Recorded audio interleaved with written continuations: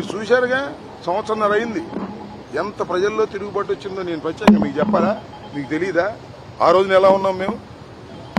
Election వచ్చిన నెల రోజులు ఎలా ఉన్నాం? సంవత్సరానికి ఎలా ఉన్నాం?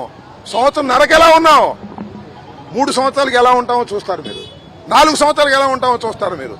దేదీప్యమానంగా ద్విగుణీకృతంగా జగన్మోహన్ రెడ్డి గారి మీద క్రేజ్ పెరుగుతూ ఉన్నది. అరే తప్పు చేశామే, అన్యాయంగా కూటమికి ఓటు వేశామే, కూటమికి ఓటు వేసినందుకు కక్షలు కార్పణ్యాలు తప్ప ఏ అభివృద్ధి లేదే, ఏ సంక్షేమ కార్యక్రమాలు సక్రమంగా అమలు చేయటం లేదే అని ప్రజలు రిపెంటెన్స్ వస్తున్నారు. ప్రజలు పునరాలోచనతో వస్తున్నారు. లేకపోతే ఏంటండి, జగన్మోహన్ రెడ్డి బయటికి వెళ్తే అంతంతమంది జనం వచ్చి ఏముందని జగన్మోహన్ రెడ్డి దగ్గర పవర్ ఉందా, సంతకానికి విలువ ఉందా? ఏమీ లేదు.